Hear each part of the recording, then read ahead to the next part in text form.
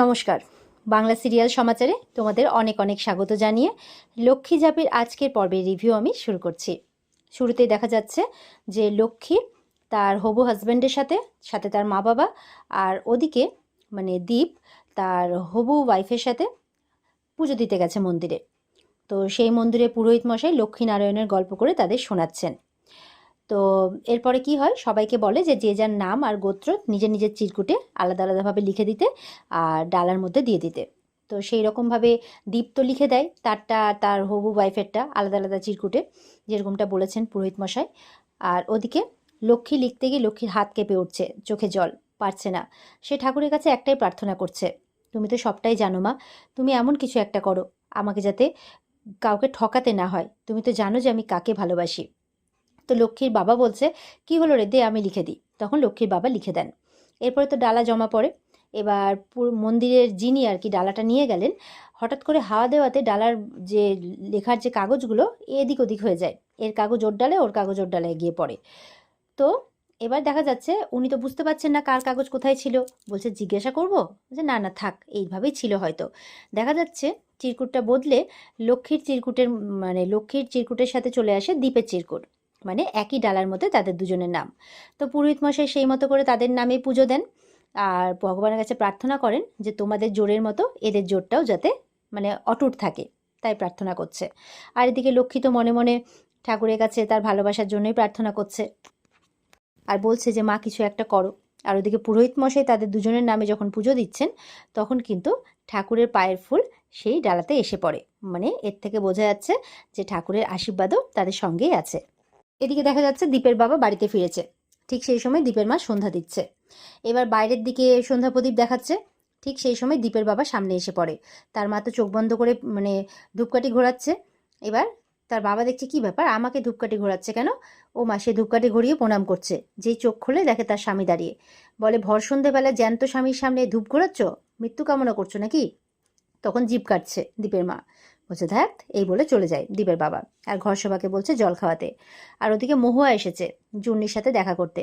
চুন্নি বলছে, তুই এসছিস ভালো হয়েছে। কোনোভাবে কি মানে ঝাঁপির সাথে যোগাযোগ হয়েছে? বলে, না রে, অনেকভাবেই কথা বলার চেষ্টা করেছি কিন্তু ও কোনো মেসেজে রিপ্লাই করছে না। বলে, আমার মেসেজেরও রিপ্লাই করছে না, দাঁড়া আমি একটা ফোন করে দেখি, না হলে ওর সাথে গিয়ে দেখা করে আসবো, তাই বলছে। এদিকে দীপ মানে গরম গরম জিলেপি নিয়ে গেছে বাড়ির জন্যে। তখন তার বাবা বলছে, দোকানই খুললো না ঠিক মতো, এখনই লসে রান করছে, মানে এইভাবে খরচ করছে তো সেই জন্যে। তখন ইনকা মনে মনে বলছে, এই লোকটা বড় বিরক্ত লাগে, এভাবে বলছে মনে মনে। তখন ওদিকে দীপের কাকিমা আসে, এসে বলছে মানে পিসি আর কি। তো বলছে যে দীপ বলছে চূর্ণীদেরকে যে, কি রে তোদের তো খুব আনন্দ, তোদের বান্ধবীর বিয়ে ঠিক হয়ে গেল। বলে, কার রে? বলে, কেন ঝাঁপির, আজকে মন্দিরে এসেছিল তো হবু বরের সাথে। তো বলছে, কি বলছিস, ঝাঁপির বিয়ে? এদিকে দীপের বাবা বলছে, প্রশান্ত একবারও জানালো না তো যে মেয়ের বিয়ে ঠিক করে দিল, এই মনে হয় তোর মায়েরই অত্যাচারে। তো বলছে, কেন, পাড়ার মেয়ে বলে আমি কি সম্বন্ধ নিয়ে যাবো না নাকি কোনো, তাই বলছে। তখন দীপের পিসি বলছে, আরে না রে দাদা, দেখা হয়েছিল, বললো যে হুট করে নাকি বিয়েটা ঠিক হয়েছে, জানাবে হয়তো ধীরে সুস্থে। তখন দীপ মনে মনে বলছে, মানে দীপের মা বলছে, আগে এতগুলো সম্বন্ধ নিয়ে গেছি, ওই মেয়ে চ্যাটাং চ্যাটাং কথা বলে সব সম্বন্ধ ঘুরিয়ে দিয়েছে। দীপ মনে মনে বলছে, ঝাঁপি ওকে বলেছিল যে ওর জন্য অপেক্ষা করেছিল, তাই সব সম্বন্ধ ঘুরিয়ে ফেলেছে। তো দীপ মনে মনে বলছে, ভালোই হয়েছে, একদিকে মেয়েটাকে কথাটা ক্লিয়ার করে দিয়েছে, সেই জন্য মেয়েটা নিজের জীবনে এগিয়ে যাচ্ছে। আর ওদিকে চুন্নিরা এই কথাটা শুনে কিন্তু চুন্নি আর মহুয়া দৌড়ই ঝাঁপির সাথে কথা বলবে, মানে ঝাঁপির বাড়িতে যাবে বলে ঝাঁপির সাথে কথা বলবে। ওর মা ডেকেই যায়, বলে জিলিপি খেলি না, বলে পরে খাবো, চলে যায়। তো চূর্ণি মহুয়া এবার মানে মেয়েটার বাড়িতে এসে বলছে ঝাঁপির বাড়িতে যে, তুই এটা কি করলি বলতো, তুই সোজাসুজি বিয়েতে মত দিয়ে দিলি, তুই তো এরকমভাবে হার মেনে যাওয়ার মেয়ে নোস। তখন ঝাঁপি বলছে, ভালোবাসাতে এরকম লড়াই চলে না রে, তাছাড়া আমি কার জন্য লড়াই করব? দীপদা তো আমাকে পরিষ্কার বলেই দিয়েছে, দীপদা আমাকে নয় ইনকাকে ভালোবাসে। তখন বলছে, তা বলে তুই নিজেকে একটু সময় দিবি না? তুই যদি দাদাকে ভুলেই মানে যাওয়ার কথা ভাবিস, তাহলে তো সেটার জন্য একটু সময় লাগবে। তখন ঝাঁপি বলছে, আমি ঠিক করেছি আমি এই বিয়েটা করব না, আমি না করে দেব। তখন মহু আর চূর্ণি শুনে একটু খুশি হয়, বলে সত্যি? বলে হ্যাঁ। তো বলছে, অমুকের ওই বুথটা আছে না এখনো ফোন করার, তো সেখান থেকে নাকি একটা ফলস ফোন করে মানে জানাবে যে, ওর বন্ধুরাই জানাবে যে ঝাঁপি অন্য কাউকে ভালোবাসে। তো এইভাবে আর কি বিয়েটা ভাঙার একটা প্ল্যান করেছে। ঝাঁপির মনটা তো খুব খারাপ। বলছে যে, আমি দীপ মানে দীপদাকে পাওয়ার জন্যে বা পাওয়ার আশাতে যে আমি বিয়েটা ভাঙছি এমনটা নয়। কিন্তু যেই ছেলেটা আমাকে বিয়ে করতে রাজি হয়েছে তারই বা কী দোষ বলতো? সে তো কিছু জানে না, আর তাকে তো আমি এভাবে সারা জীবন ঠকাতে পারবো না, আমি পারিও না। এটা আমার মানে উচিতও নয় করাটা। এইভাবে বলছে। বাইরে থেকে কিন্তু কাসাই সবটা শুনছে। বলছে, ঝাঁপি দীপকে ভালোবাসে, অথচ আমি জানি না, আমাকে বলেনি এটা। এরপরে চূর্ণীরা মানে বোঝাচ্ছে আর কি, যে ঠিক আছে, তোর যা ইচ্ছে তুই তাই কর, যদি তোর পাশে আমাদের প্রয়োজন হয় আমাদের বলিস, আমরা অবশ্যই থাকবো, তবে এই বিয়েটা তুই করিস না। এই বলে ঝাঁপিকে বুঝিয়ে চূর্ণী আর মহুয়া সেখান থেকে চলে যায়। এরপরে তো ঝাঁপি মন খারাপ করে বসে থাকে। তখন কাসাই আসে। তোর এত বড় সাহস, তুই এই কাজটা করতে পারলি? ঝাঁপি ভয় পেয়ে যায়। কি করেছি? বলে, তুই এভাবে বিশ্বাসঘাতকতা করলি আমার সাথে? বলে, আমি দীপদাকে ভালোবাসি বলে তোমার রাগ আমার উপর? বলে, আরে ধুর, তুই যে এত বড় কথাটা তুই আমার কাছ থেকে লুকোতে পারলি? আমি তোকে বিশ্বাস করি, আমি নীলুর কথাটা তোকেই বলেছি, আর তুই কিনা আমাকে না বলে বাচ্চা বাচ্চা দুটো মেয়েকে তুই বলেছিস? ধুর বাবা, কি বলতো, তুই যদি আমাকে বলতিস তাহলে 5 বছরের মধ্যে তোর আমি বিয়েই দিয়ে দিতাম দীপের সাথে। বলে, কি বলছো? বলে, হ্যাঁ, তুই আমাকে না বলে বাচ্চা বাচ্চা মেয়ে দুটোকে বলেছিস। ধুর, তুইও পারিস বটে। আরে আমি হলাম সরকার বাড়ির বড় মেয়ে, আমার কথার কোনো দাম থাকবে না নাকি?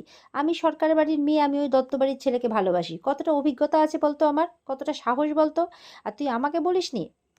তুমি বলছে, তুমি আবার বলে, হ্যাঁ তুই চুপ কর তো, এমনি তো এই তুই আগে থেকে বললে আমি ইনকাম ইনকাম ওইসবকে আসতেই দিতাম না। কি যে করিস না, এমনি তো আমার ইনকাকে বৌদি বলে মেনে নিতে অসুবিধে হচ্ছে। আশাই এবার বলছে, তুই একদম চিন্তা করিস না, আমার উপরে ছেড়ে দে ব্যাপারটা, এই বলে গটগট করে হাঁটতে হাঁটতে বেরিয়ে যায়। আর এদিকে ঝাঁপি চিন্তা করছে, সর্বনাশ, কাসাইদের পেটে তো কোনো কথা থাকে না, এবার যদি বাড়িতে গিয়ে সবাইকে বলে দেয় সব কিছু। এবার ঝাঁপি বলছে, কি করি আমি, কি করি, সাংঘাতিক বাজে ব্যাপার হয়ে যাবে, অশান্তি লেগে যাবে, কি করি? চুন্নিকে ফোন করি, চুন্নিকে ফোন করে সবটা বলবে। তখন এদিকে কাসাই তো বাড়ি গিয়ে, এই দাদা ভাই, এই দাদা ভাই চিৎকার করছে। চুনি বলছে, এই শোন শোন শোন, আমি শুনলাম তুই নাকি ঝাঁপির বাড়ি গেছিলি, তো আমিও তো ওখানেই ছিলাম, কই দেখলাম না তো। বলে, দেখে কি উদ্ধার করতিস? 5 বছর ধরে কিছু উদ্ধার করতে পারলি সব কিছু জেনেও? বলে, কি উদ্ধার করতে পারিনি? তখন বলছে যে, দাদাভাই কোথায়, দাদাভাই কোথায়? তখন বলছে, ওপরে। চুনি বলছে, সর্বনাশ, তাহলে কি জেনে গেছে? তখন কিন্তু ঝাঁপি ফোন করে সবটা জানায়। চুনি বলছে, রাখ রাখ রাখ, আমি দেখছি দেখছি, রাখ। এদিকে কাশা একদম সরাসরি গেছে দীপের কাছে। বলছে, দাদাভাই কথা আছে। বলে, বল, বলে ফেল, কি কথা? বলে, আচ্ছা, তুই জানিস না যে ঝাঁপি তোকে কতটা ভালোবাসে? আর তুই ইনকাকে ছাড়, তো ইনকাকে ছাড়, তুই ঝাঁপিকে হ্যাঁ বলে দিতে পারলি না, ওকে না কেন বললি বলতো? আরে তুই জানিস না ঝাঁপির সাথে আমাদের এত ভালো বন্ডিং, কি মজা হবে বলতো, কি সুন্দর আনন্দ করবো আমরা সবাই মিলে। তখন বলছে, তুই ছাড়া এটা আর কে জানে? বলে, চূর্ণি। চূর্ণি জানে তো, চূর্ণি সব জানে। বলছে, ডাক চূর্ণিকে। বলে, আরে বাবা, তুই আমার কথা বিশ্বাস করছিস না? আমি বলছি তো আমার একার কথা হচ্ছে না। বলে, চূর্ণিকে ডাক। বলে, আচ্ছা ঠিক আছে।